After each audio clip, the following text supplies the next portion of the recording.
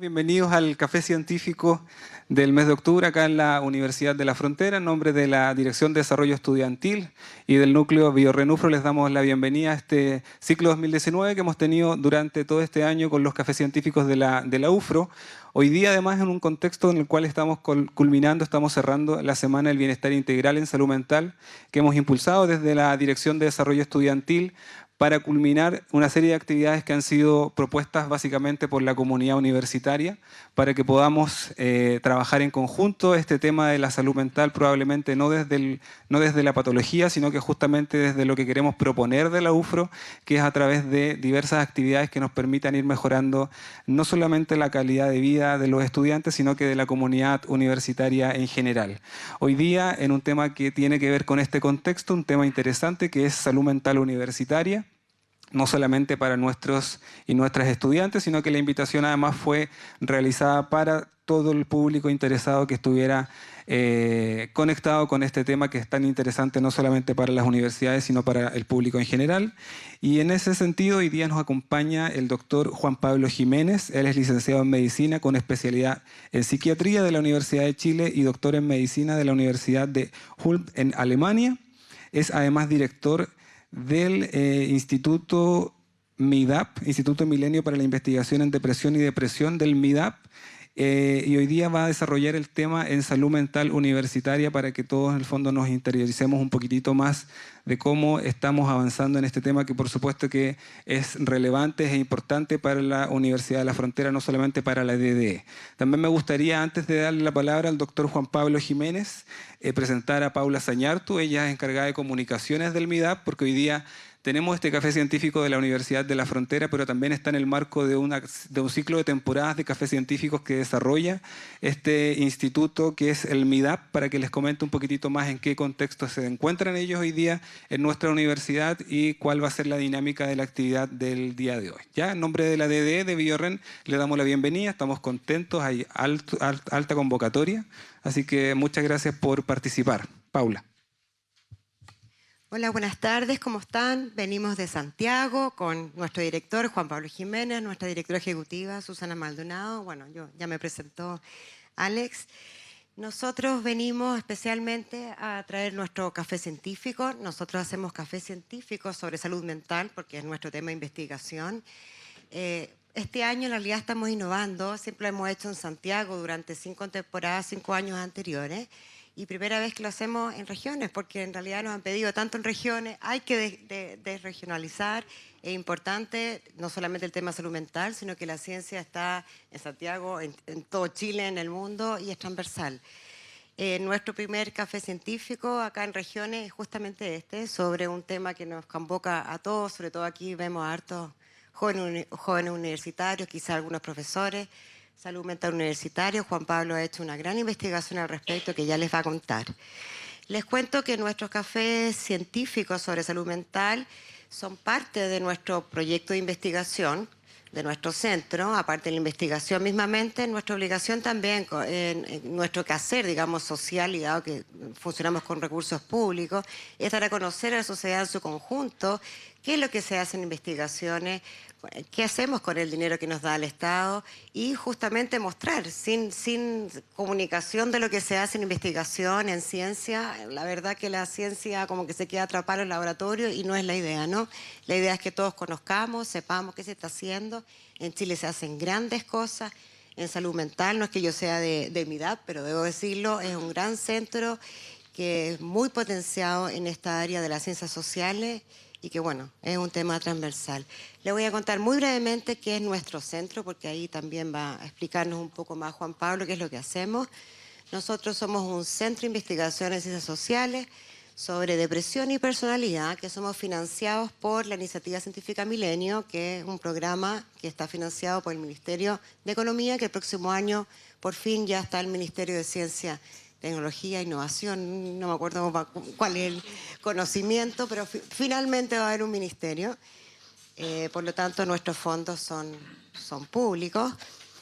En MIDAP, en nuestro centro, es un centro formado por psicólogos, psiquiatras, profesionales de diversas áreas de las ciencias sociales, naturales, sociólogos, y que generan conocimiento basado en una comprensión más bien multidimensional de la depresión, en interacción con la personalidad, con el objetivo de maximizar la efectividad de las intervenciones mediante la identificación de los agentes y mecanismos de cambio involucrados en la prevención, psicoterapia y la rehabilitación.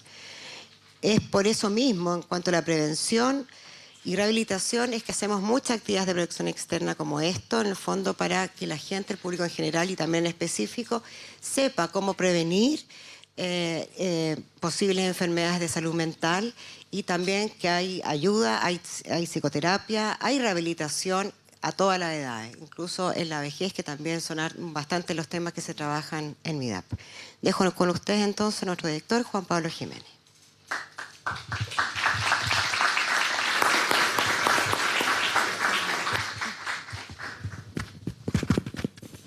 Aló, hola.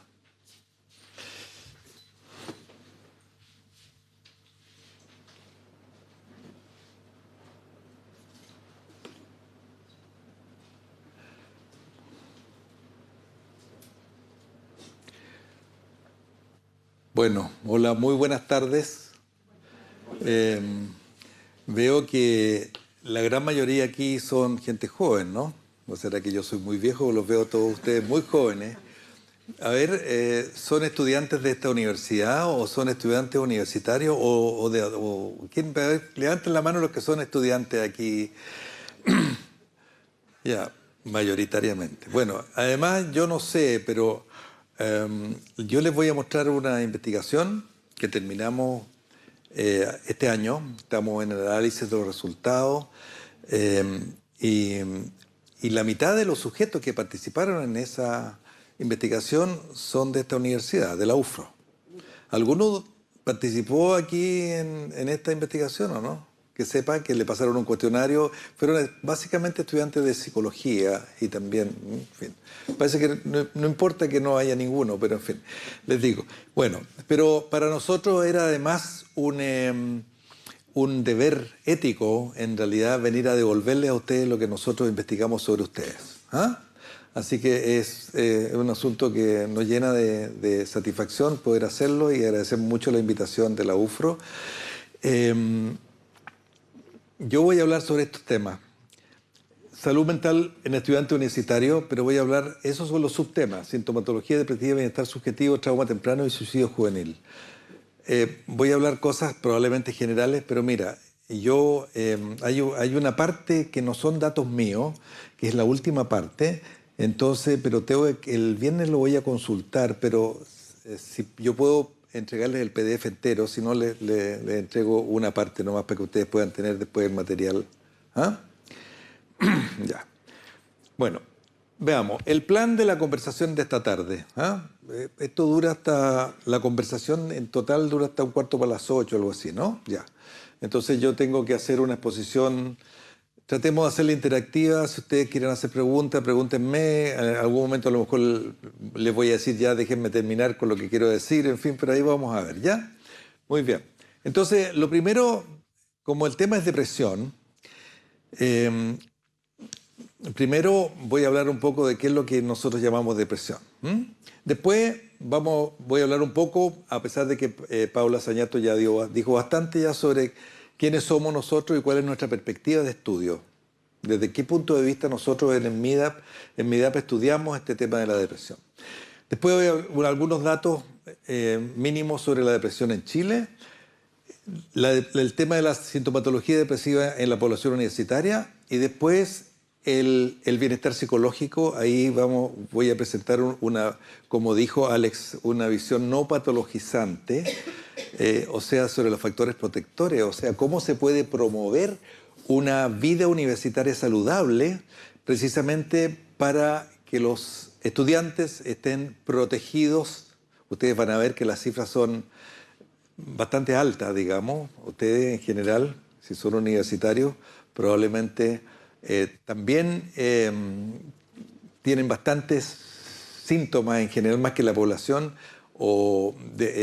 depresivos y de ansiedad.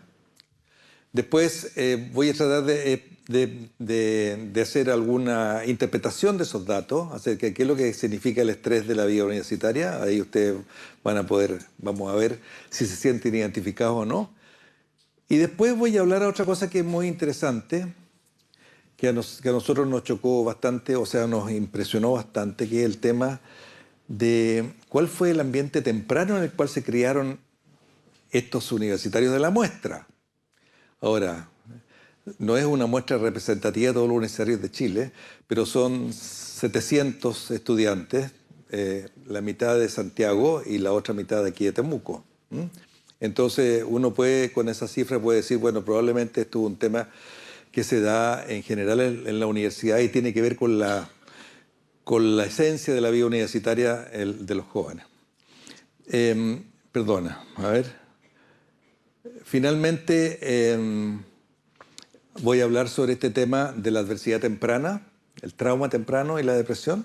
Y finalmente voy a decir algo, y ese último material no es de esta investigación que yo dirigí, sino que es de otro grupo que estamos trabajando en conjunto, y voy a dar algunas ideas acerca del tema que está bastante de moda también, o sea, ha aparecido último tiempo el tema del suicidio juvenil, pero básicamente puesto en el tema de la prevención, como para visualizarlo, para que ustedes tengan una idea acerca de qué hacer frente a estos temas.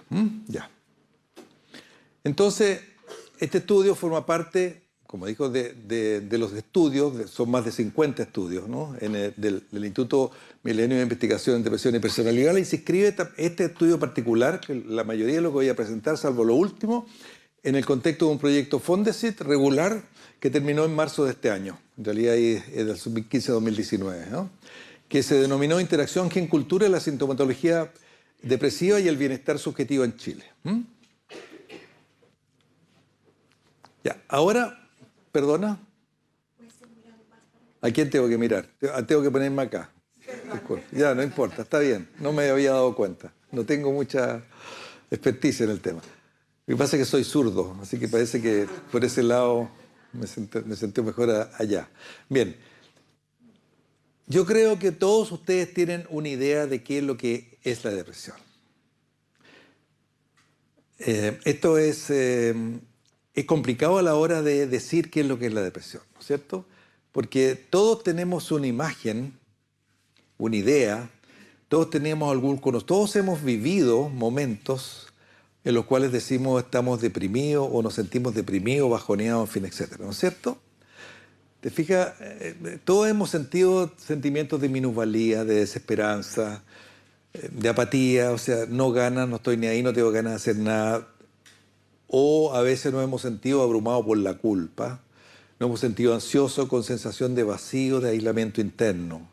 Yo creo que todos compartimos, eso es una experiencia universal. Eso no significa que estemos deprimidos, pero resulta que por ahí nos vamos acercando a lo que llamamos depresión.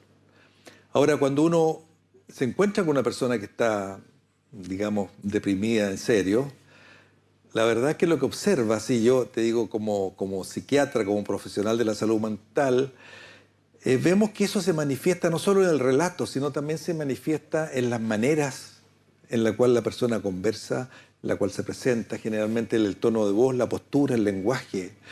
Esa foto del lado dice algo, ¿te fijas? El pensar es lento en las personas que están más profundamente deprimidas, el hablar es parco, hablan menos. ¿Qué te pasa a ti hoy día que estás hablando tan poco? Me siento mal, en fin. La voz es baja, además ahí aumenta la sensibilidad al dolor físico. Fíjense que hay investigaciones que muestran de que en atención primaria, cuando una persona consulta por dolores inespecíficos, todos tenemos familiares, qué sé yo, en fin, etcétera, personas que conocemos que se quejan de dolores. Hay algunas cosas que están bastante de moda también, por ejemplo, la fibromialgia, toda esta cosa. Bueno, se ha visto que cuando una persona consulta en un consultorio de atención primaria, en el nivel primario de salud, por más de 8 dolores diferentes, o sea, me duele mucho la cabeza, me duelen los huesos, fíjese que me levanto y me duelen los músculos, en fin, etcétera. Bueno, esas personas cuando ya, más de 6 dolores de ese tipo, después cuando son estudiados desde el punto de vista diagnóstico, un 80% de esas personas tienen un cuadro depresivo. ¿Mm?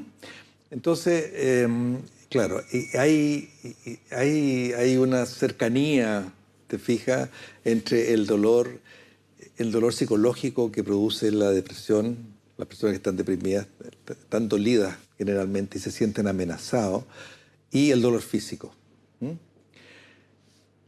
Muchas veces hablan con suavidad, con un afecto plano, miran hacia abajo, hacia otra parte y pueden estar o no llorosos. ¿Mm? Bueno, sin embargo, a pesar de lo que dije, el problema es que esto es un padecimiento extraordinariamente heterogéneo. Y ustedes ven ahí todo lo que puede ser depresión. Es extremadamente variada. Tiene distintas causas y orígenes, aún en caso de que las presentaciones clínicas sean similares. O sea, un porcentaje enorme de personas que dicen que están deprimidas, la verdad es que no están deprimidas, sino que están pasando por periodos difíciles. Están muy ansiosas, están muy estresadas y se sienten, tienen algunos de estos síntomas, pero no alcanzan a configurarse clínicamente como depresión, ¿me entienden? Entonces, la depresión puede ser un diagnóstico psiquiátrico que hace un psicólogo o hace un psiquiatra y dice, no, esta persona está deprimida por tales y tales razones, hay criterios así muy claros, en fin. Pero también puede ser la respuesta a una tragedia como la muerte de un familiar, por ejemplo, un duelo. Y nosotros vemos, hay una relación también estructural entre duelo y depresión. En 1915, Freud escribió un ensayo que se llamó Duelo y Melancolía. Melancolía era el nombre que se le da a la depresión.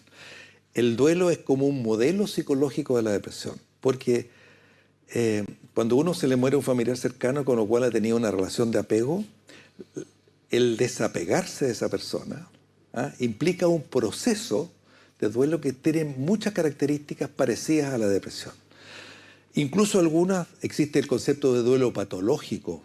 O sea, el duelo es un proceso normal, pero existen también formas más patológicas de dolerse, personas que no se les quita nunca, digamos, que quedan años pegados en el duelo. Y algunas personas que directamente entran en depresiones, ¿te fijas? Y ya se le agregan, empiezan a culpar ellos mismos de lo que hicieron o lo que no hicieron, lo que dejaron de hacer. Y típicas situaciones en las cuales a mí me ha tocado verlo, eso me ha tocado verlo como persona, que ya tengo bastantes años, pero también como profesional, personas que tenían una relación muy ambivalente con alguien, con el padre o la madre, de amor-odio, digamos, y cuando se muere esa persona, entran en una depresión e idealizan totalmente al muerto o a la muerta. Como que dice, y esto, pero si es otra persona, no, yo nunca lo di, ¿te fijas? Eso es muy típico. Bueno, entonces puede ser la respuesta a una tragedia, puede ser la expresión de una manera pesimista de ver la vida. Todos nosotros conocemos a tristones, digamos, que resulta, no, ¿sabéis qué más? Nos va a ir pesimista, nos va a ir mal, qué sé yo, en fin. Eso también llamamos personalidad depresiva. Puede ser un estado emocional transitorio, estoy bajoneado, la verdad es que me han pasado buenas cosas y me tienen muy bajoneado, decimos que es depresión. Puede ser también un estado subyacente, como estas personas que consultan y que les conté en atención primaria, y que presentan una cantidad de síntomas físicos como dolores de cabeza, sensación de fatiga, debilidad, falta de energía, insomnio, dolor de espalda. Del dolor de espalda, esto que es un tema muy recurrente, también se relaciona mucho con la ansiedad y la depresión. Y eso en realidad el profesional hace un diagnóstico de depresión y se mejoran posteriormente que la persona ha resuelto este problema de la depresión. Y finalmente puede ser la expresión o la respuesta a una enfermedad médica subyacente. Por ejemplo, típicamente el hipotiroidismo tiene síntomas depresivos. Bueno. Ahora, ¿cómo estudiamos nosotros este asunto en MIDAP? Bueno, ya les dijo Paula que es un centro científico que reúne a psicólogos, psiquiatras y profesionales de diversas áreas de las ciencias sociales y de la salud para generar conocimiento basado en la comprensión multidimensional de la depresión, en interacción con la personalidad, y nuestro interés es maximizar, estudiar e investigar para llegar a poder fundamentar intervenciones que sean costo efectiva y que sean intervenciones psicoterapéuticas, pero también de prevención, en fin, etcétera, y también proponer al Estado algunas políticas públicas. Como dijo Paula, este es un instituto de excelencia que es financiado por el Estado, ya cumplió 20 años de esta iniciativa. Nuestra perspectiva, entonces, el tema es, no les podría hablar mucho sobre este tema, pero no importa, nosotros estamos tratando este es más o menos el tema, o sea, ustedes se fijan cómo estudiar fenómenos complejos que tienen muchos niveles de explicación, niveles biológicos, niveles psicológicos, niveles sociales, que todas tienen una teoría. En depresión existen como por lo menos 15 teorías desarrolladas sobre el origen de la depresión, pero que van desde los niveles moleculares hasta los niveles de cambios culturales. Se asocia a la pobreza, se asocia a las sociedades de muy rápido desarrollo económico. Por ejemplo, aumenta la depresión y aumenta el suicidio. Eso pasó en Chile en los últimos 20 años y en Corea. Y dentro de la OCDE eran los países que había aumentado con mayor velocidad el índice de suicidio, que es una complicación extrema de la depresión. ¿Y qué es lo que unía Corea? Corea se había desarrollado, qué sé yo, en 20 años había subido de $500 per cápita a 40.000. Nosotros subimos de 2.000 y tanto a 20.000, algo así. Ellos aumentaron como en 200%, nosotros en 90% de suicidio. Bueno, o sea, también hay explicaciones, en este caso psicosociales, a través del tema de los cambios que produce el desarrollo. Ustedes quizás son muy jóvenes, pero los que somos más viejos hemos visto cómo ha cambiado esta sociedad. Efectivamente se ha convertido en una sociedad cada vez más competitiva, cada vez más individualista, en fin, etcétera. Todas las estructuras de la, digamos, que agrupan a la gente han entrado en crisis. O sea, no solo la política, también los clubes, todo, ¿te fijas? O sea, hay mucho más individualismo y eso tiene que ver también con esto que estamos hablando. Bueno, por lo tanto, el enfoque es interdisciplinario. Ahora, algunas cifras que son interesantes de tener en mente. Mire, en Chile, en esta encuesta nacional de salud, el 15,8%, o sea, digamos el 16% de la población chilena, en promedio, informó, mayor de 18 años, informó haber experimentado síntomas depresivos en el último año, es decir, sentimientos de tristeza, pérdida de interés o capacidad de disfrutar. Esa es otra cosa que cuando estamos deprimidos o cuando nos sentimos deprimidos nos cuesta disfrutar, pasarlo bien, no nos sentimos cómodos y nos sentimos casi medio amenazados por los demás. ¿Te fijas? Ya. De esto, fíjate, pero este 16%, de ellos el 6%, 6,2%, la verdad es que fueron diagnosticados independientemente por un profesional como teniendo una depresión clínica. O sea, un poquito menos de la mitad. Son depresivos clínicos, ¿te fijas? Mira, esto es interesante porque resulta que el promedio mundial del diagnóstico es 5%. Por lo tanto, nosotros tenemos un 20% más de depresión que el promedio del mundo, del resto del mundo. Eso es bastante o sea, es un motivo de preocupación. Por eso existe un Instituto Milenio para preocuparse de este tema. ¿Te fijas? Porque es un tema que nos atañe a todos. Bueno, las mujeres, fíjese, esto es más alarmante aún. El promedio de la proporción entre mujeres y hombres que sufren depresión en general en el mundo es 2 a 3 veces más frecuente en mujeres que en hombres. Hay muchas teorías, desde teorías del estilo de teorías de diferencias de género, el estilo afiliativo de las mujeres, en fin, etcétera, la diferencia de los hombres, en fin, etcétera. Pero el tema es que más o menos 3 veces las mujeres y 2 a 1 vez el hombre, en promedio, esa es la proporción. Pero aquí en Chile, miren lo que encontramos, 5 veces más. Sorpresa, porque eso es insólito, en ninguna parte del mundo.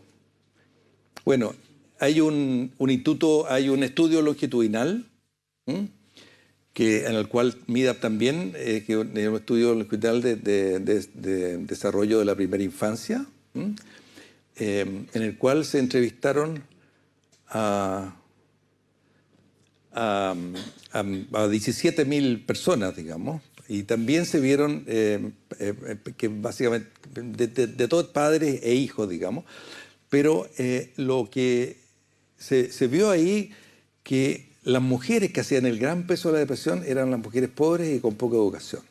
Si eso lo controlábamos el sistema y poníamos solamente el nivel de más altos ingresos, ahí se daba la misma proporción que en el resto del mundo. O sea, aquí hay una relación entre depresión y pobreza. Por lo tanto, el tema de la pobreza y el tema de la falta de educación o de la pobre educación es un tema importante. Y vamos a ver que hay otros temas también que tienen que ver con lo mismo. Bueno, entonces, en el estudio que nosotros conducimos, que es un estudio Fondesit, y lo que les voy a presentar en realidad, porque no voy a presentar todo el estudio Fondesit, sino voy a presentar solamente los temas relativos a sintomatología depresiva, bienestar psicológico y trauma temprano. Y también el impacto de los eventos negativos recientes del último año. Es solamente esas variables, pero nosotros teníamos muchísimas más variables que no les voy a presentar en este momento. Entonces, nuestra intención es eso, te fijas, estimar los niveles de sintomatología depresiva y la relación con los antecedentes sociodemográficos, estudiantes universitarios de pregrado, pertenecientes a universidades chilenas, la Universidad de Chile, la Facultad de Medicina y básicamente aquí en la UFRO. Determinar el bienestar psicológico de los estudiantes e indagar la relación entre estas dos cosas. A ver si podemos profundizar un poco más en ese tema. Mira, le voy a decir solamente, no voy a decir mucho más sobre esto, solamente le voy a decir que nuestra muestra total era alrededor de 700 estudiantes, pero en las distintas variables varía el número de estudiantes que consideramos. En lo que voy a presentar aquí, que ya teníamos datos significativos, en realidad solamente fueron 500, en una parte son 580 y en otras son más de 600.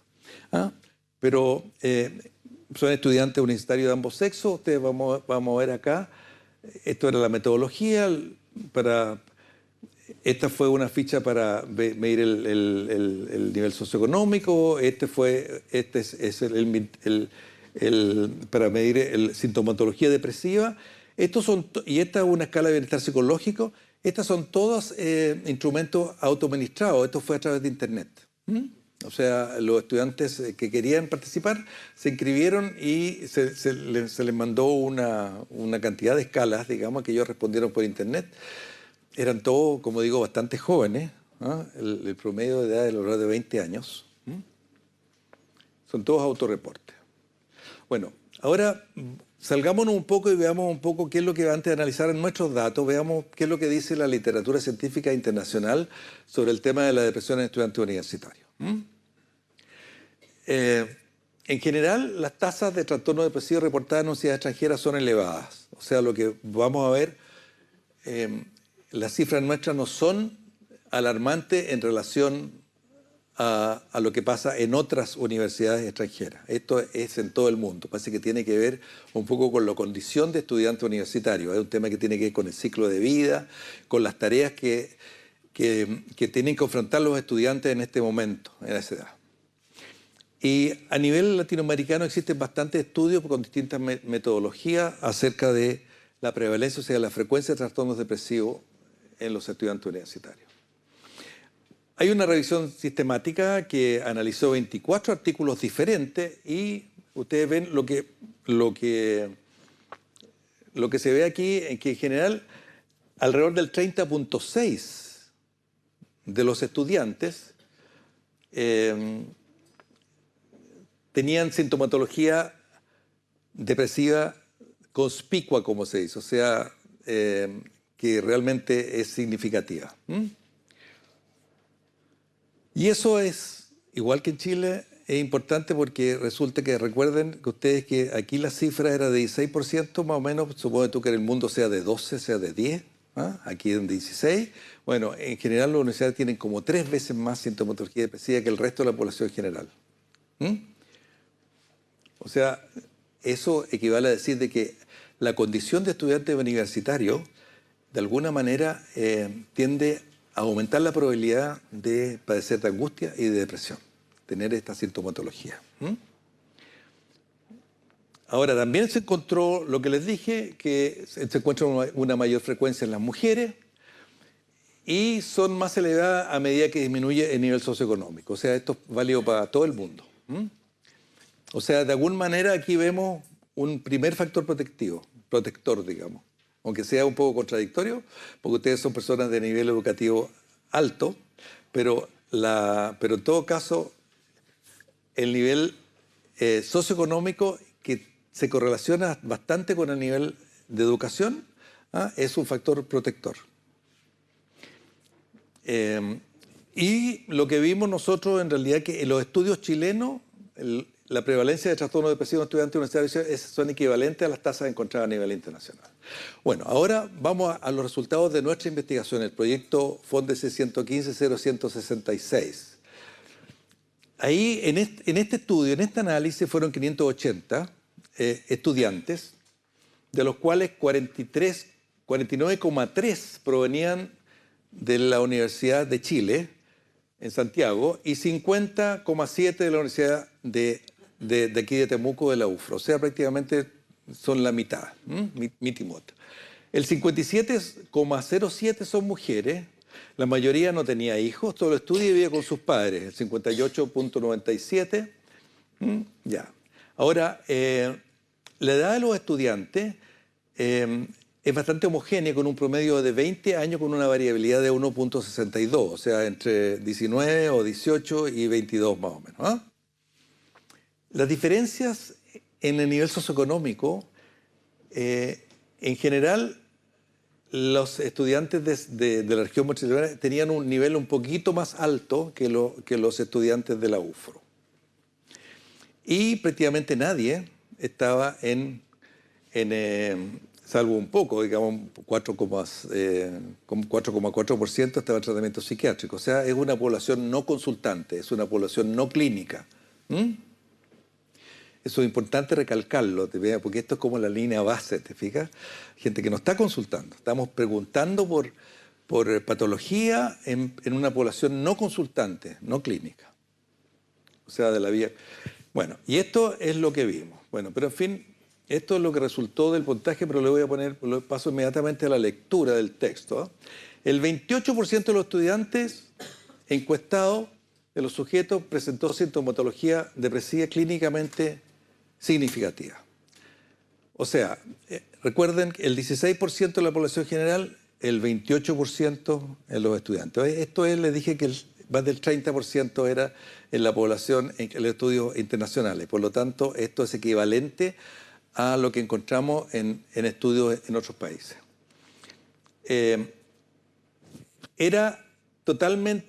Los puntajes eran totalmente similares en ambas instituciones. Y no había diferencias significativas. Y encontramos más sintomatología depresiva en las mujeres que en los hombres. O sea, había un 32,2 en las mujeres y un 22,5 en los hombres. O sea, los hombres se deprimen menos que las mujeres. Esto ya lo vemos porque, en todo caso, aquí hay una cosa interesante porque la diferencia no es tan grande. En la población general la diferencia en Chile es 5 veces. Aquí están bastante cercanos. Y no encontramos diferencias según la institución en esto de pertenencia de edad o nivel socioeconómico. Ahora, hasta ahí nomás voy a dejar el tema de la sintomatología depresiva. Después vamos a hablar un poquito más de eso. Pero ahora nos interesaba también tener una mirada desde la salud mental, o sea, no solo desde la patología. Entonces investigamos un concepto que más o menos abarca lo que se llama calidad de vida, bienestar psicológico, bienestar subjetivo. O sea, una cosa que es como lo contrario a sentirse enfermo. La OMS precisamente definió que la salud es un estado de completo bienestar físico, mental y social, y no solamente la ausencia de afecciones o enfermedades. Aunque no existe una definición de bienestar psicológico, conceptos como calidad de vida, felicidad, satisfacción con la vida y equilibrio entre afectos positivos se utilizan en general cuando nosotros queremos acercarnos a este fenómeno. Pero no es lo mismo.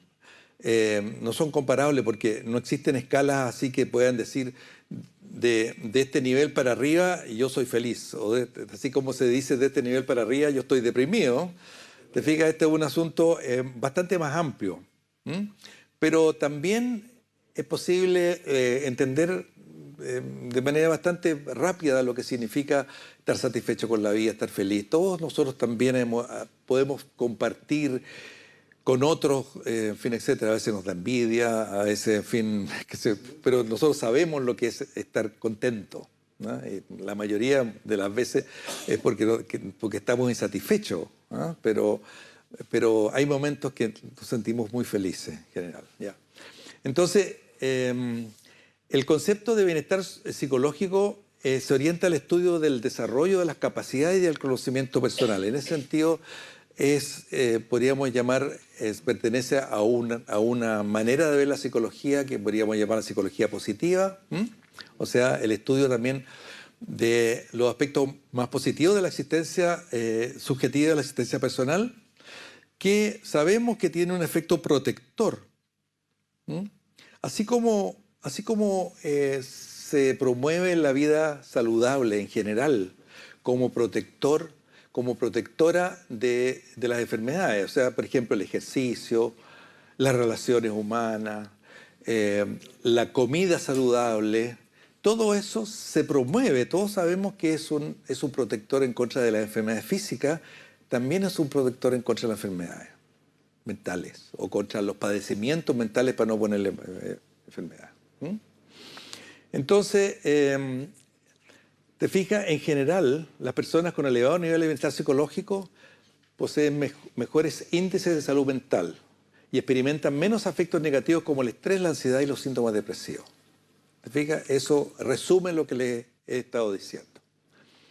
Y aquí el estudio, la escala que nosotros, de autorreporte que nosotros utilizamos en este estudio es la escala de una señora que se llama Carol Riff, y que tiene 6 dimensiones.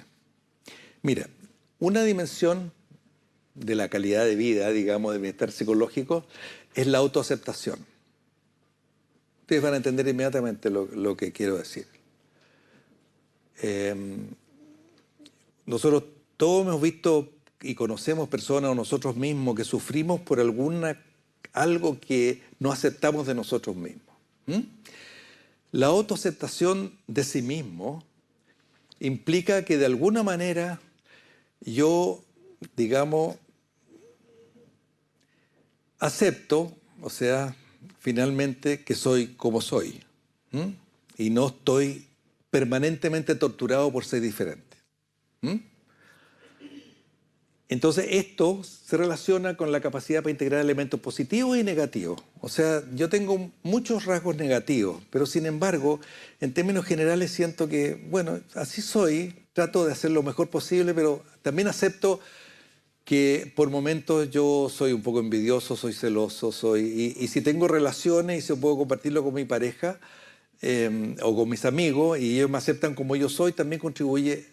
Ese es uno de los elementos del bienestar psicológico, esto que llamamos felicidad, bienestar psicológico, calidad de vida. Otro es la sensación de que yo estoy en desarrollo, en crecimiento personal. Te fijas que no estoy estancado. También me entienden eso, te fijas, todos ustedes tienen proyectos de vida, seguramente quieren ser algo en la vida, y pueden tener la sensación de estar más o menos estancado o estar más o menos en desarrollo. Y esto dura hasta que uno se muere en realidad. Y por supuesto esto se asocia mucho con la creencia de que la propia vida tiene un sentido y un propósito. O sea, yo estoy aquí para algo. No es necesario que yo sea religioso, ni siquiera que sea espiritual, pero descubrir algo, porque puede referirse a mis relaciones más cercanas. Estoy aquí por mis hijos, o por mi trabajo, o porque yo siento que este país vale la pena, por lo que fuere, o por mi región, por lo que fuere. ¿Te fijas? Ya.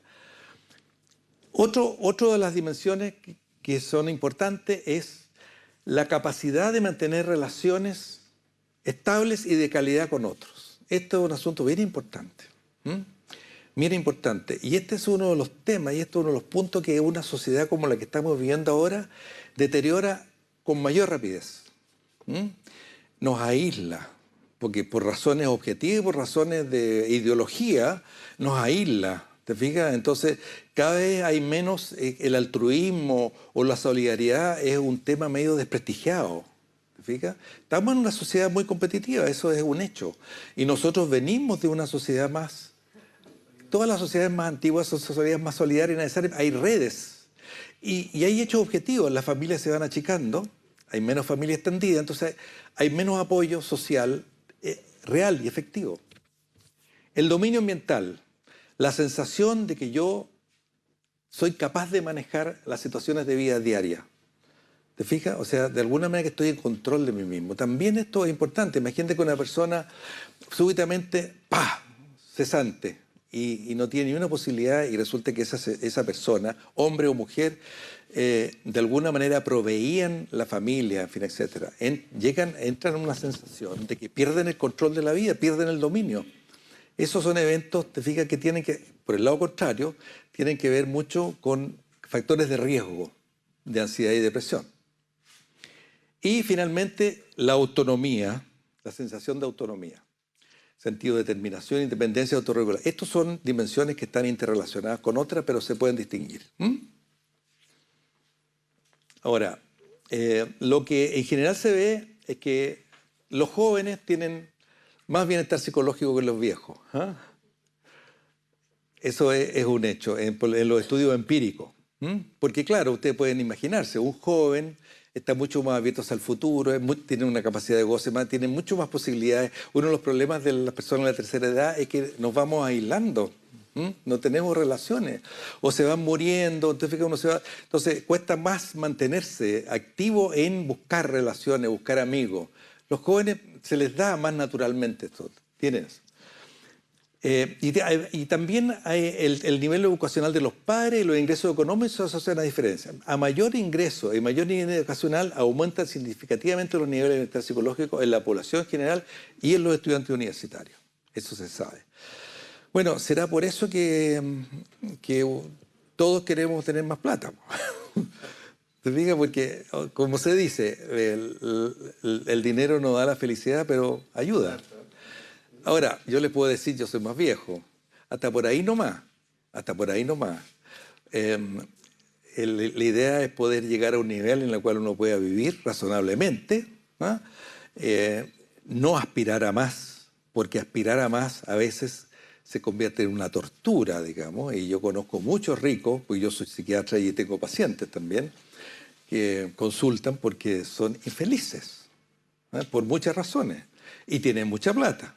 Y entre medio, para llegar a ser ricos, han dejado muchos muertos en el camino. Entonces les pesan, se sienten culpables. ¿Te fijas? O sea, este es un asunto de equilibrio también, ¿no? Ya. Ahora, fíjese que es interesante. En general, en los estudios empíricos han mostrado que hay algunas dimensiones en las cuales encontramos diferencias de género. Y ustedes también lo van a entender. Mira, relaciones positivas con otros y crecimiento personal es más alto en las mujeres que los hombres. Las mujeres, y este es un tema de género que a lo mejor se puede discutir, pero aquí hay probablemente algo que tiene que ver con la evolución de la especie y los estilos de apego. Las mujeres tienen una capacidad afiliativa mayor que los hombres. Las mujeres hablan mucho más entre las mujeres que lo que hacemos los hombres.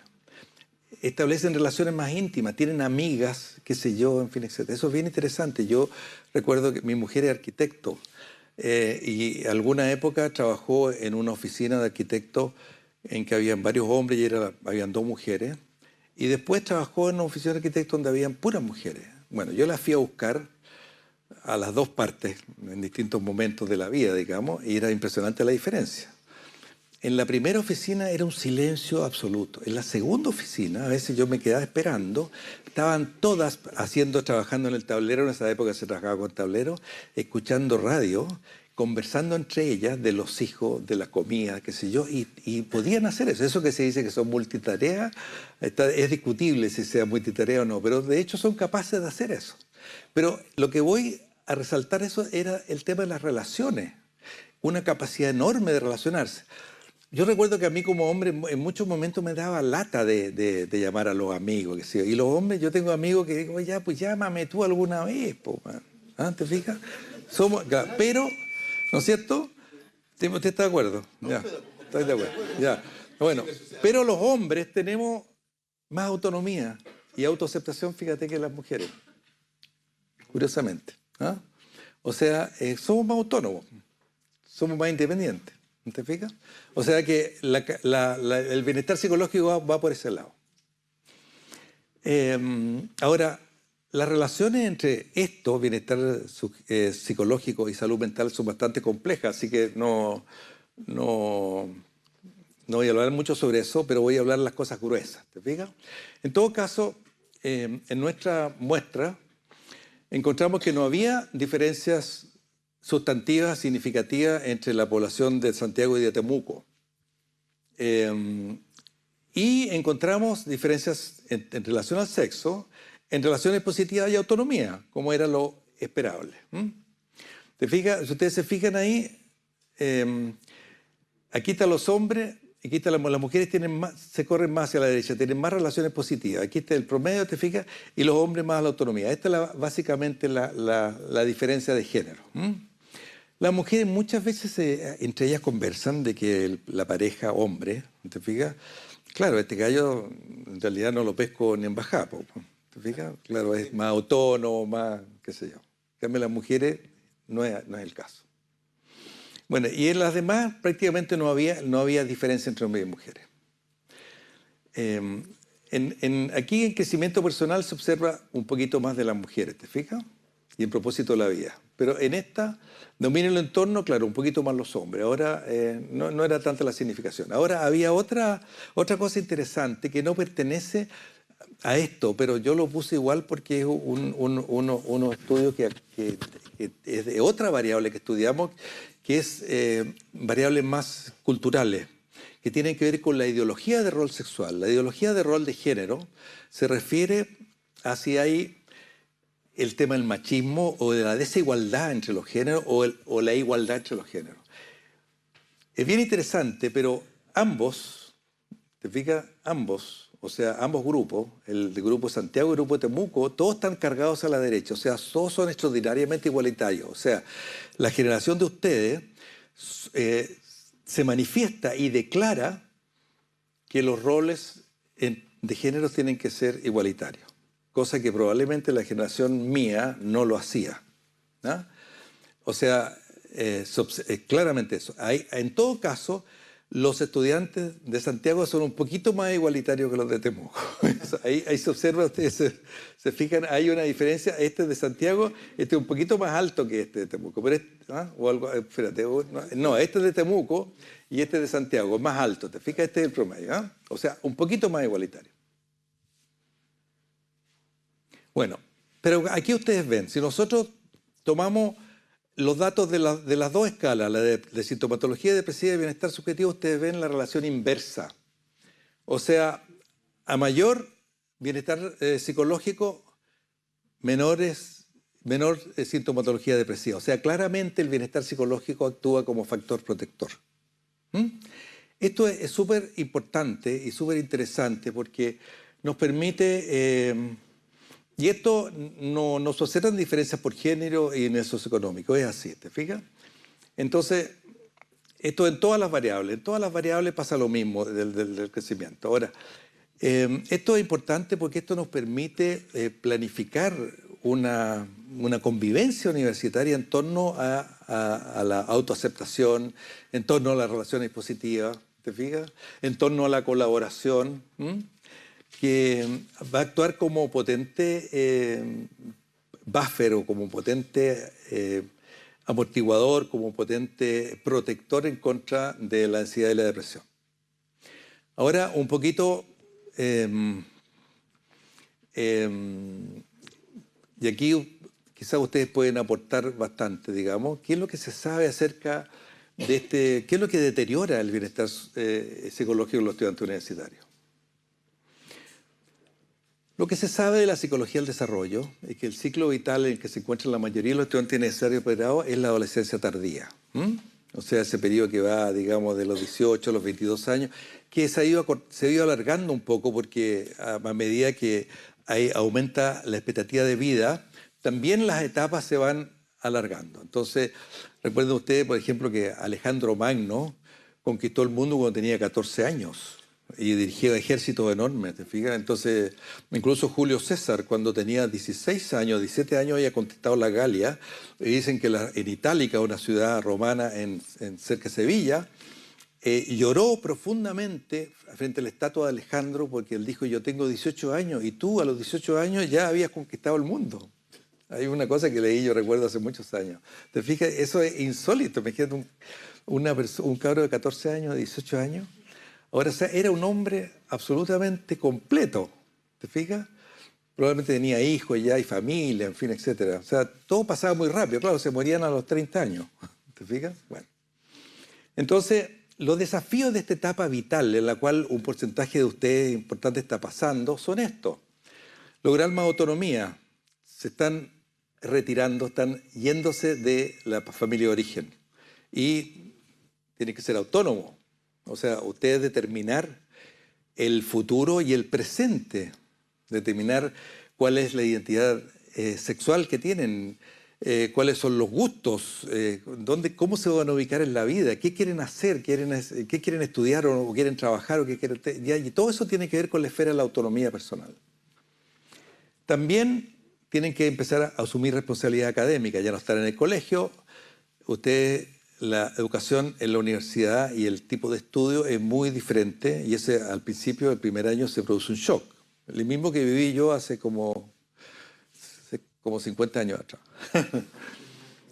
Ahora, también hay un tema que es complicado. Muchos de ustedes son personas que han estado toda la vida sometidos un poco a la presión de las expectativas de los padres y de la familia.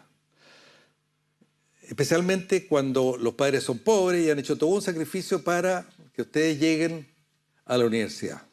Pero eso pesa, porque si ustedes no quieren hacer eso que está como mandatado, pues, digamos, y quieren otras cosas, es muy complicado. Van a tener que asumir la culpa, qué sé yo, hacer toda una negociación con los papás, en fin, que se van a sentir desilusionados, etc. Además van a tener que aceptar de que van a ser más que los padres, cosa que lo he visto miles de veces, también es complicado, ¿te fijas? También es complicado superar a los papás. ¿Ah? También es complicado ser hijo de Napoleón, obviamente. Generalmente los hijos de los grandes hombres nunca han destacado. Pero se da mucho esto de que para los dos lados, ¿te fijas? Bueno. Además, esto de, obviamente, desarrollar una vida sexual que sea una vida sexual satisfactoria, no solo sexualmente, además que sea razonable y racional, o sea, que sea segura, y que además los llene afectivamente. O sea, las relaciones de pareja, ¿te fijas? Y esto no importa si ustedes son heterosexuales, son homosexuales o lo que fueren, de todas maneras se presenta porque eso es, la sexualidad nos acompaña desde que nacemos hasta que nos morimos. Sí. Ya, no le gustó, parece. Bueno. Y obviamente todo esto contribuye a consolidar la identidad personal. Eso que llamamos identidad es un constructo bien complejo que es una suma de una cantidad de logros. En que si uno se siente más con mayor identidad, se va a sentir más seguro, va a sentir más tranquilo, en fin, eso también es un factor protector. Entonces, todos estos desafíos requieren que uno haya logrado una capacidad de autorregulación, de autogestión, o sea, de poder gestionarse uno mismo y también de autorregularse. Esto de la autorregulación emocional es un tema en psicología muy importante porque aprendemos nosotros. Ustedes ven, cuando uno de los cabros chicos, yo me tocó en el avión venir con un cabro chico al lado. A ver, ustedes, puta, que era jodido el cabro chico. La verdad es que gritaba, que se la mamá de repente sacó una enorme mamadera corporal y se la puso aquí, te fijas, y se durmió el cabro. Bueno, pero el cabro, la única manera de regularse él fue mamando, ¿te fijas? Bueno, me dio risa porque la verdad es que después tenemos que aprender a autorregularnos sin recurrir a la teta. O sea, ¿te fijas? Y eso es un logro. Todos hemos aprendido eso, regular nuestras emociones. A nosotros puede dar ataques de rabia o ataques de tristeza, qué sé yo, y uno aprende a regularse, ¿te fijas? De repente, cuando tú me fue mal en un examen, puta, ¿qué es lo que voy a hacer? ¿Sabes qué? Me voy a ir a pasearme al mall, a tomar un café o tomarme un helado. O, ¿te fijas? O ir a ver a un amigo, o ir a ver a una amiga, o ir a llorar con mi polola, o qué sé yo, con mi pololo, igual. Son estrategias de autorregulación emocional para poder salir de ese estado. Son cosas que uno aprende. ¿En la casa de los papás? Está bien, sí, claro que sí, se fija. Claro que sí. Ya. Entonces, todos son logros del desarrollo que son la edad en la cual la mayoría de ustedes están. Ahora, la exigencia académica, las dificultades vinculadas al aprendizaje, a la adquisición de destreza, se expresan en una serie de puntos que están aquí. Por ejemplo, tienen que adaptarse a nuevos estilos de enseñanza, tienen que alcanzar los objetivos académicos en plazo determinado, si no pierden la beca, o los papás le dicen, mira, yo te voy a financiar 5 años nomás y después cagaste. Bueno. ¿Ah? Tienen que aprender a competir con los compañeros. Esta competencia que se da, ¿te fijas? O sea, el otro día yo escuché a una niña hablar a la hija de un amigo, y me dijo, no, qué sé yo, que yo llegué y me hice amiga de no sé quién y qué sé yo, y después le pregunté, ella estaba enferma y le pregunté qué es lo que habían pasado en clase, y ella se corrió y me dijo una cosa que no era verdad y me fue mal en la prueba, porque me tiene celo, porque me tiene envidia, qué sé yo. No, ella tenía que aprender a distinguir de quién se iba a ser amigo, venía saliendo del colegio. Todo el tema de la intensidad de los nuevos horarios, la exigencia de los docentes, la intensidad de los nuevos horarios es lo que hizo estallar a los estudiantes de arquitectura el año pasado o a principios de este año. De la Chile hicieron una huelga. Bueno, yo conozco eso porque mi mujer, cuando estábamos pololeando, yo estaba estudiando medicina y estaba estudiando arquitectura, claro, se pasaban 3 días, de repente desaparecía, 3 días, día y noche, y eso es hasta el día de hoy. O sea, es muy exigente y se altera el sueño, en fin, etcétera. O sea, eso es así. Cambio los hábitos de alimentación, el ciclo de sueño y vigilia, en fin. Y por supuesto, la incertidumbre frente en el futuro, porque resulta que ustedes están metidos en un proyecto, pero primero tienen que terminar ese proyecto y después tienen que saber si se van a emplear o no se van a emplear. En fin, hay tanta incertidumbre, o sea, tienen que aprender a vivir con esa incertidumbre. Son todos factores, te fijas, ambientales que explican probablemente por qué están sometidos a un estrés mayor. Dificultad económica para costar los estudios, porcentaje importante de los estudiantes actualmente. Muchos dejan el hogar, o sea, viven en Lanco y estudian en Temuco, ¿te fijas? Y solo tienen que irse a una pensión, ahí, ¿te fijas? Se interrumpen muchas redes de apoyo, todos los amigos, qué sé yo, son otros ahora, tengo que buscar nuevos. Y también ha habido un cambio en el sistema de educación superior de nuestro país importante en los últimos años, o sea, una masificación enorme, hay muchísimos más estudiantes de lo que había antes, y eso en realidad no sabemos muy bien qué significa y cuál es el impacto que tiene. Hay universidades en las que hay gente más rica y hay universidades que hay gente bastante pobre, y curiosamente son las universidades privadas. O sea, probablemente aquí por lo que sabemos, por ejemplo, el nivel socioeconómico de la universidad de acá, las dos más grandes, que son, pues, no sé si son las dos más grandes, hay otras, pero de las que yo conozco, la Universidad Católica y la UFRO, el nivel socioeconómico del estudiante de la UFRO es más alto, y una universidad pública. Esto es muy raro, porque esto no es lo que pasaba, lo que uno se imagina, pero así es. Hay una privada que la mayor. Bueno, probablemente, no sé, no conozco los datos, pero no es lo que uno se imagina, que las universidades públicas están para la gente más vulnerable. No es así, es curioso. Entonces todo eso te produce toda una confusión del panorama. Entonces, de esta manera, el contexto universitario puede jugar un rol en la generación de salud o de la enfermedad de sus estudiantes, imponiendo tareas, exigencias y desafíos propios de un sistema educativo muy diferente.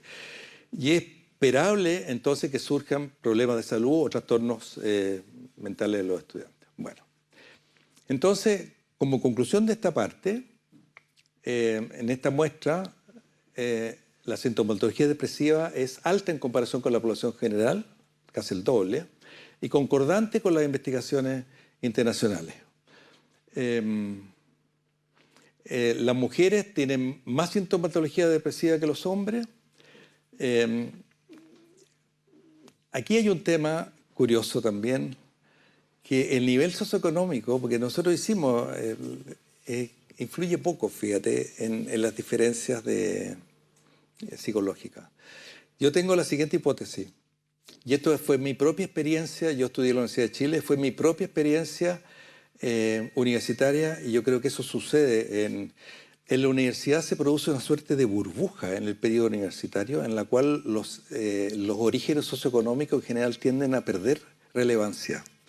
Es el momento en el cual uno se junta con gente de distintos orígenes, más ricos y más pobres, y en los cuales establece relaciones igualitarias.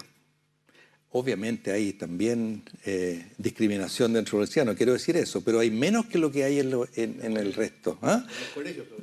¿No es cierto? Bueno, claro, y hay menos de lo que hay en la sociedad. La sociedad nuestra es muy poco igualitaria. Bueno, la universidad se produce como una burbuja. Probablemente por eso hay un factor, un factor protector, porque este es un tema, el tema de cómo influye el ambiente en el estrés o qué sé yo, cómo impacta en nuestra mente, en nuestro cerebro, tiene que ver no tanto con los hechos objetivos, sino cómo uno lo percibe. Entonces probablemente uno percibe que todos somos compañeros o todos pertenecemos y podemos estar en el centro de alumnos, estar en un club deportivo y todos jugamos. Entonces las diferencias se pasan como a un segundo plano. Ahora, la mala noticia, por lo menos en mi experiencia, es que después cuando uno empieza a trabajar, ¿te fijas? Ya se diferencian de nuevo las cosas. Se retoman los orígenes y uno vuelve un poco al estatus socioeconómico y cultural que tuvo antes. Claro, existe movilidad social en los dos sentidos, pero eso un poco en cuanto a la percepción es así. Bueno. Hay una relación inversa entre bienestar psicológico y depresión. Y esto puede ser interesante, como les dije, porque permite diseñar intervenciones preventivas en los estudiantes universitarios que no se orienten exclusivamente en el apoyo pedagógico académico, ¿no? Sino que además consideren el diagnóstico de intervención de las variedades psicosociales que influyen en la experiencia de aprendizaje. O sea, esto tendría que ser dirigido, me invitaron hace no mucho a hablar sobre estos temas en un grupo de tareas que organizó la Universidad de Chile, porque ustedes saben que la Universidad de Chile, especialmente en uno de los campos, en este momento está con muchos problemas de droga, muchos problemas de violencia. Ustedes habrán escuchado eso por los diarios. Bueno, entonces la universidad está muy preocupada sobre esto. Y el tema es que la universidad tiene la obligación. Entonces yo les dije, el problema es que vamos a ver cómo habría que hablar de los profesores, o sea, a los profesores y a quienes están a cargo de ese asunto. Ahí vamos a hablar del problema bastante complejo, porque hay otras explicaciones también. Pero cambiar la cultura universitaria es como cambiar la cultura de la sociedad, no es fácil. Haciendo una sociedad un poco más solidaria, más respetuosa, no es fácil. ¿Te fijas? Bueno. Ahora, estos estudios que les presenté toman solamente uno de los aspectos, o dos aspectos nomás de nuestra investigación, pero voy a agregar ahora un tercero, que es el tema siguiente, el tema de los antecedentes de trauma temprano que tienen esta misma muestra, esta misma población. Esto que les dije ahora lo publicamos nosotros en la revista médica chilena, este año apareció un trabajo. Ahora vamos a esto. La pregunta es: ¿de qué ambientes familiares vienen nuestros estudiantes? Aquí nos metemos como en Honduras y aquí nos metemos a un tema que puede ser bastante complicado, porque tiene que ver precisamente con la cultura educativa que tiene este país. Un poquito de teoría ahora. ¿Qué entendemos por trauma temprano? incluye experiencias estresantes o traumáticas que ocurrieron durante la infancia y la adolescencia. O sea, es un periodo de vida bastante largo. Como violencia familiar, separación de los padres, falta de comida, refugio, amor, en fin, etcétera, suicidio de algún miembro de la familia o muerte trágica, en fin, lo que fuere. En términos generales, el abuso, ya sea físico, sexual o psicológico, es una forma de abuso intencional. Mientras que la negligencia, que es otra variable que también es una forma de adversidad temprana, la negligencia emocional o física corresponde a la incapacidad de los padres para satisfacer las necesidades básicas de sus hijos. O sea, padres o madres que son incapaces de leer las necesidades emocionales o biológicas de sus hijos. Entonces son despreocupados, son negligentes. Eso también es un abuso, es una adversidad.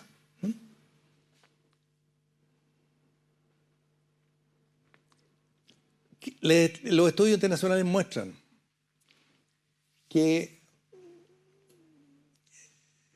las experiencias infantiles adversas relacionadas con el abuso representan el 54% del riesgo ambiental atribuible de depresión en la población.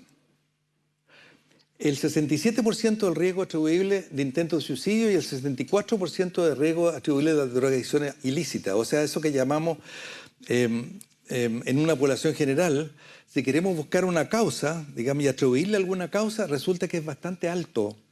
El 54% de esas personas tuvieron adversidades tempranas. Y si nosotros tomamos una población de personas que se está tratando de suicidar, sube al 67%. Y lo mismo pasa con la drogadicción. Miren ustedes esto, estudio. La exposición a 5 o más experiencias adversas infantiles se asoció con un aumento de 2, 3, 10 o 17 veces en el riesgo de recibir una prescripción de medicamento ansiolítico, antidepresivo, antipsicótico o estabilizador del estado del ánimo respectivamente. Significa, ustedes saben eso, no les voy a preguntar que levanten la mano los que están tomando algún medicamento, ya sea ansiolítico o antidepresivo, porque capaz que le va a dar, no van a levantar la mano. Ya, no importa. Pero resulta que hay mucha gente que se medica y se automedica y se sobremedica, pero resulta que, fíjense, 17 veces el riesgo. O sea, si estamos tomando alguno de estos medicamentos, también eso se relaciona. Y otra cosa interesante e importante y chocante también es que los individuos expuestos a 6 o más experiencias infantiles adversas tienen una reducción de 20 años de su vida útil. O sea, se mueren antes o se enferman de enfermedades crónicas y graves. O sea, esta cosa no es chacota. Va en serio. ¿Qué es lo que vimos nosotros en nuestra muestra? Vimos que el 44% de los estudiantes, 44,7%, o sea, casi la mitad. Y podríamos decir, si nosotros suponemos que eso se generaliza, podemos decir que la mitad de ustedes tuvieron una educación que tuvo al menos un trauma significativo. De lo cual lo más importante es el abuso emocional. ¿Qué significa abuso emocional? Chiquillo, mierda, puta la weá, no servís para nada, qué sé yo, etc. Niños que fueron educados más bien con estos estímulos negativos, ¿te fijas? No estímulos positivos, que tuvieron que luchar por poder afirmarse la autoestima, ¿te fijas? Etcétera, que los papás fueron en ese sentido abusadores emocionalmente. Trataron mal a esos niños. La mitad casi. Eso es importante, ¿no? Ahora, de esa misma muestra, nosotros encontramos que el 28.1, o sea, eso tenía sintomatología depresiva. Acuérdense que esta es una población no clínica, o sea, no son consultantes, no son enfermos mentales, son personas normales, estudiantes universitarios promedio. Cuando yo puse eso, lo dije en ese grupo de tarea, un profesor que yo no sé de qué carrera era en realidad, o que se me dijo, no puede ser, ¿cómo los estudiantes universitarios que son la joya de este país, qué sé yo, van a haber tenido tanto trauma? Entonces le dije, mire, profesor, ¿sabe qué más? Tendría que preguntarse, pues, si esto es verdad, porque parece que sí es verdad, tendría que preguntarse qué está pasando en nuestra sociedad, que nosotros tenemos una educación básicamente basada en la violencia. Y eso nos hace pensar, ¿no? Ahora, vean ustedes la relación que existe entre la sintomatología depresiva y el nivel de trauma de abuso emocional.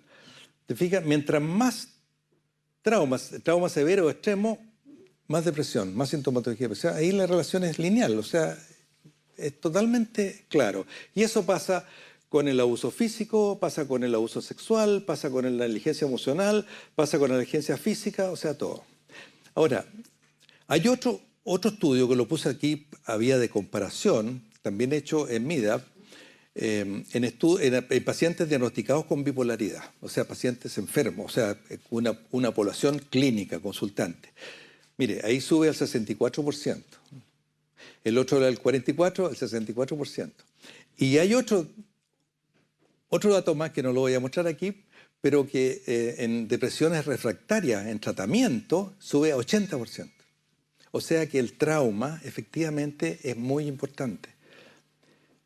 O sea, la especie humana es una especie básicamente social. Somos probablemente la especie más social de todos los animales.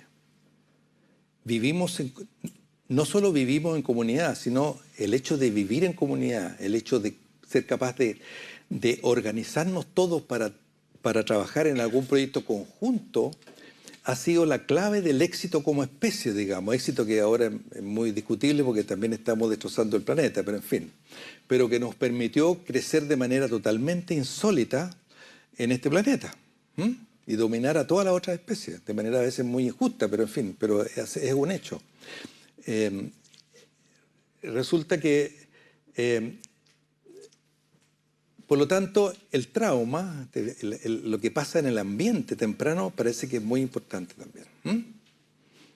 Para bien o para mal. Bueno, ¿no será que estamos en una cultura de educación violenta? La encuesta longitudinal nacional de primera infancia, que es una encuesta en la cual MIDAP también tiene participación, nosotros también participamos en esa encuesta, mostró que solamente el 31.7% de los padres, 17.000 personas que participaron fueron entrevistados en sus casas, dijeron que educaban o habían educado a sus hijos de una manera no violenta. El 56.9%, o sea, 60% reconocen que lo educan con violencia psicológica, o sea, con reto y con falta de estímulos positivos. Y el 32% con físico, por lo tanto el 62,5% dice que usa métodos. Y además, los investigadores dijeron que esto probablemente estaba subrepresentado porque actualmente no está bien visto esto de decir de que yo eduqué a mis hijos. Hay muchos padres que ellos sospechaban por otras razones que minimizaban el tema. O sea, probablemente es más alto.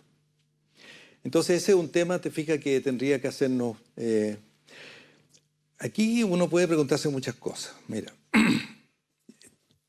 a propósito de esto de que está pasando en la Chile, que se dio los encapuchados, toda esta cuestión, esta violencia que tienen muchos jóvenes, yo me preguntaba, yo no lo he estudiado, pero me puedo imaginar que esos jóvenes no tienen otra manera de interactuar con el ambiente sino de reproducir lo que vivieron en sus casas.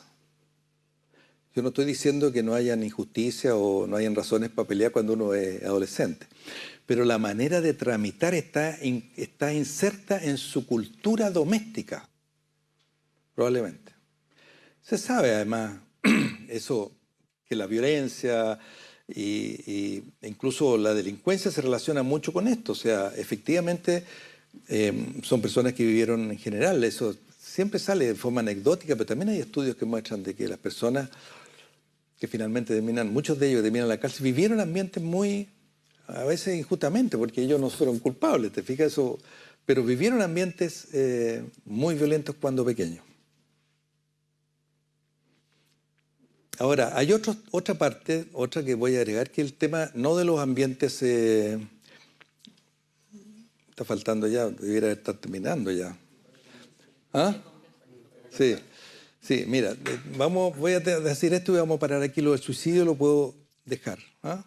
Porque si no, o lo puedo pasar muy rápido y después, si me autorizan a mí, la persona que me prestó esos diapositivos, yo se los puedo dejar a ustedes, ¿ya? Pero los eventos negativos recientes, o sea, lo que ha pasado dentro del año anterior. Se relaciona también, eventos vitales son los eventos, hechos o sucesos que las personas consideran relevantes en sus vidas. Pueden ser positivos o negativos, ¿entiendes? Pueden ser positivos o negativos, depende de la percepción, nuevamente. Entonces, eso lo ha ocurrido durante el último año, eso lo estudiamos con ese instrumento que está ahí. Bueno, estas son algunas de las preguntas. ¿Te fijas? El casarse, iniciar una convivencia, separación del cónyuge de pareja, tomar curso por correspondencia, estar involucrado en un accidente, haberse comprometido, haber estado involucrado en una falta o delito menor, o algún problema con la experiencia, viaje por vacaciones. Todos son eventos que pueden ser vividos como positivos o negativamente. En fin. Y lo que vimos que se relacionan igualmente, también se relacionan. O sea, el impacto negativo del último año serían los factores desencadenantes. O sea, ahí podemos ver que son factores de riesgo, ¿te fijas? O sea, que una persona, por ejemplo, esto es muy claro en las parejas que han estado largo tiempo juntas, o sea, 20, 30 años juntos, tienen relaciones de apego entre ellos. Se muere un cónyuge y en el año siguiente el sobreviviente tiene un riesgo de 5 veces mayor de enfermarse desde un resfrío hasta un cáncer y de morirse en un accidente o en cualquier enfermedad que la población general. Pasado el año, tiende a normalizarse. O sea, claramente ese es un evento reciente que tiene un impacto muy potente en la salud física y mental del sobreviviente. Bueno, hasta aquí nomás llegamos.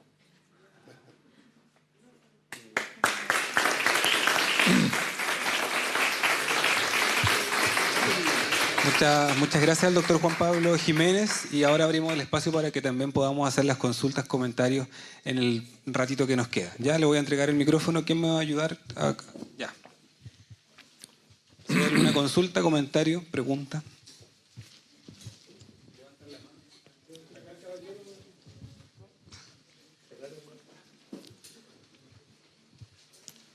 Aló.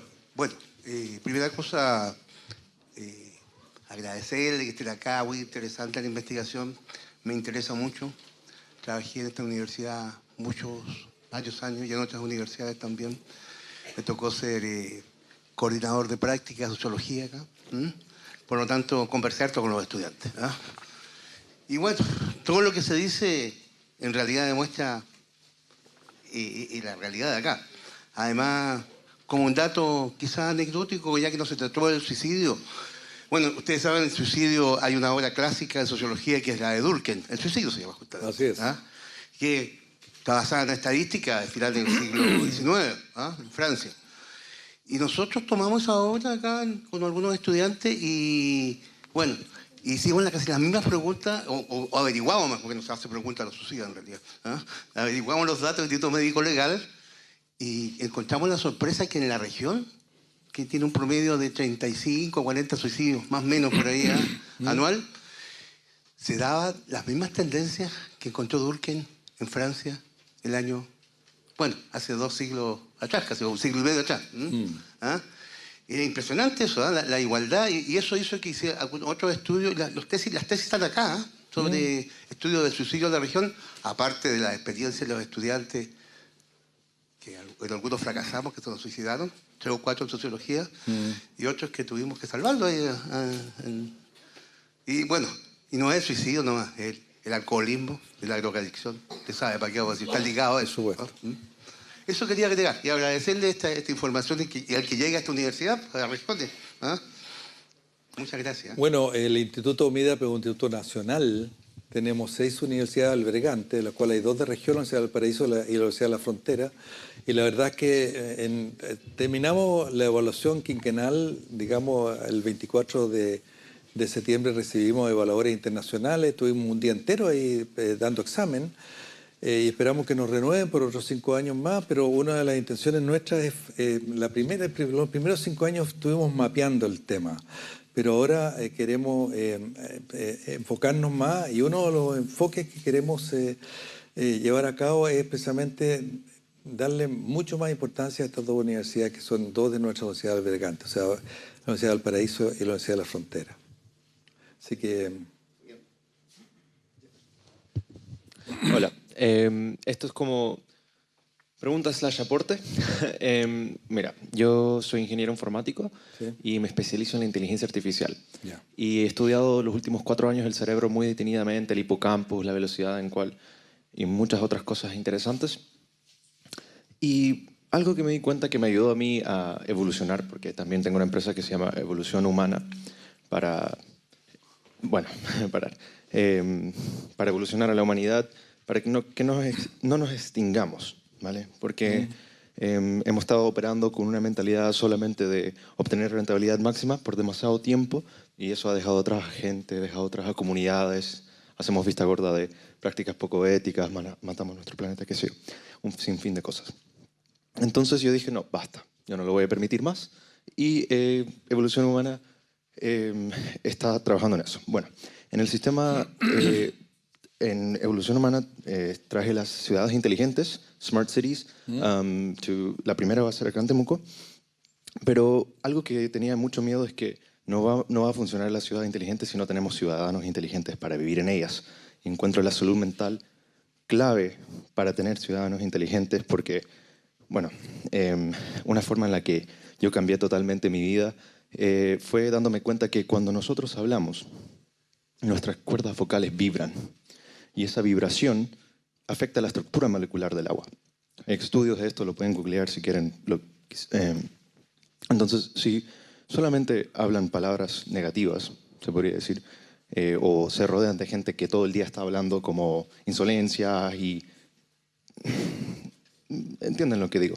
La estructura molecular del agua es horrible, no es ni una figura ni nada. Pero dices palabras como amor, paz, tocas sintonías muy lindas y ves figuras geométricas hermosas. Les voy a dejar con todos esos pensando, y piensen, ¿cuánto porcentaje yo creo que más del 60% de nuestro cuerpo es de agua? Entonces, si se ponen a pensar, hay algo ahí. Y eso lo dejo ahí. Más que nada, mi pregunta es, ¿qué nos recomendarías a nosotros, los jóvenes del mañana, hacer?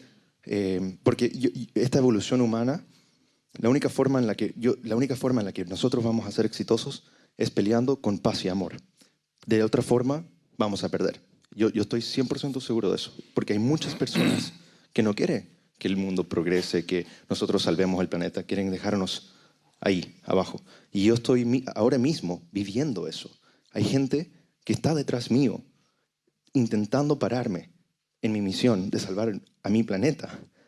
¿Y qué nos puedes recomendar? ¿Cómo nosotros, los jóvenes, podemos hacer ver, porque yo lo llamo despertar, cada persona cuando deja de pensar en sí mismo y se da cuenta de que nuestro planeta está en una crisis, es despertar. ¿Cómo nosotros podemos despertar a una persona adulta que ya tiene formada su mentalidad, su forma de ser? ¿Cómo nosotros podemos llegar a tocarle el corazón, se podría decir? Porque es eso, y es tocarle el corazón y hacerles dar cuenta de que necesitamos cambiar, y no solamente los jóvenes, todos.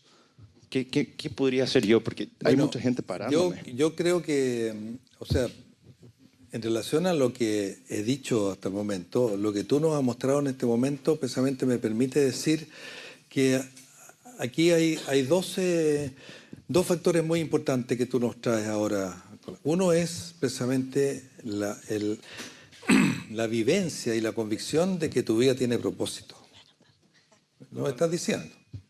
Yo quiero salvar el planeta. Y estás metido en una causa, ¿te fijas? Estás metido en una causa, o sea, estás pensando en manera...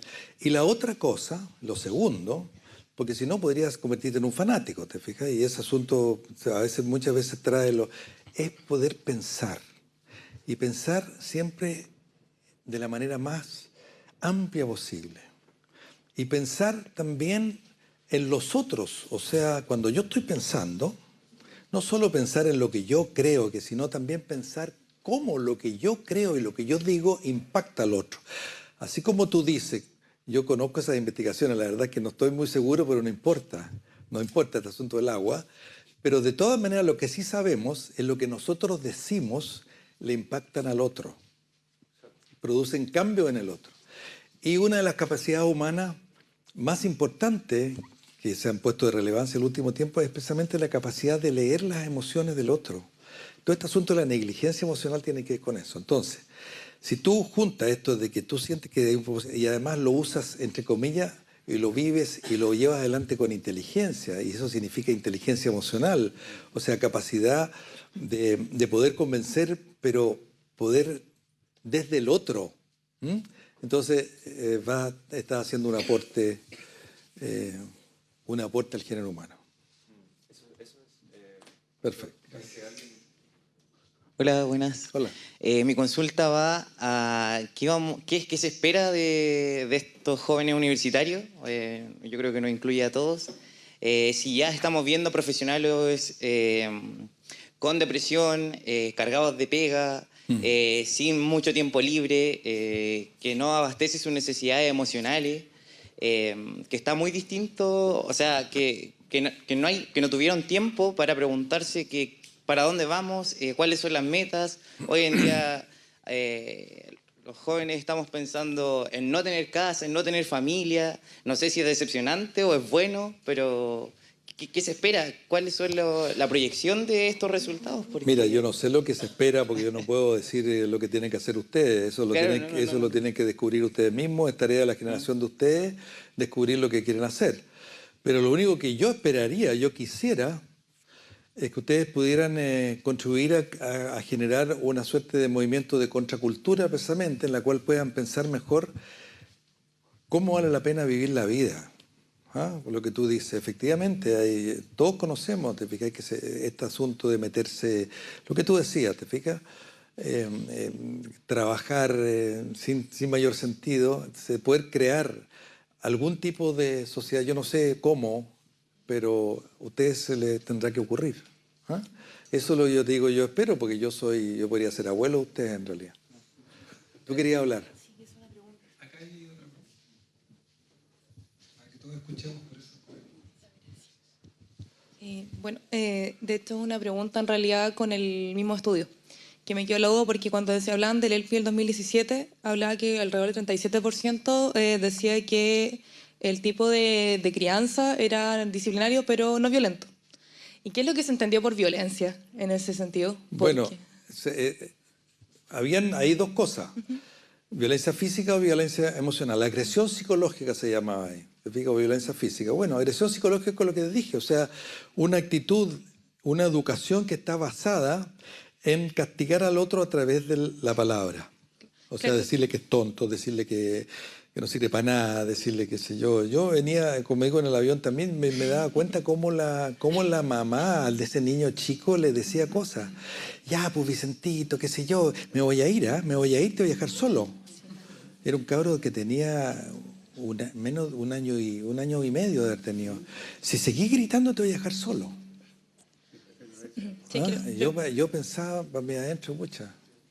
Sí, creo que preguntaba porque me llamaba la atención, porque ese tipo que hablaba como el tema más hostil, como un término que se utiliza bastante últimamente en psicología, que es emocional y expresada, que es cuando hablan, por ejemplo, del criticismo, la hostilidad y dentro de la misma familia, que hay también como mensajes ambivalentes y que además que no solamente se presenta, por ejemplo, en lo que es la depresión, que me llama mucha atención, sino en la esquizofrenia, en pacientes que tienen brotes Sí, psicóticos. ¿sabes lo que pasa? Que en salud mental, o también en enfermedad mental, en patología, existe una comorbilidad, significa de que cuando existe depresión, existe ansiedad, o sea, todas se van acumulando, y mientras más grave, mientras toma una población clínica, digamos, más severa, tú vas encontrando de que las personas no tienen una enfermedad. Pasa igual que en la enfermedad física. O sea, el diabético tiene obesidad y enfermedades cardíacas. Tres cosas, ¿te fijas? Y pueden tener 4 también. Entonces pasa lo mismo. Entonces son más o menos los mismos factores generales de riesgo. Por eso que esto que nosotros estudiamos la depresión, en algún sentido, en términos generales, es generalizable a todas las condiciones que vemos los psicólogos, los psiquiatras. Gracias.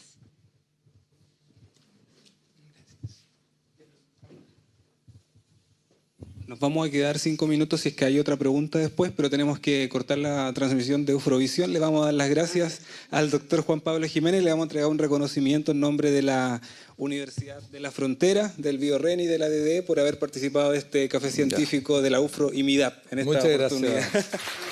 Muchas gracias.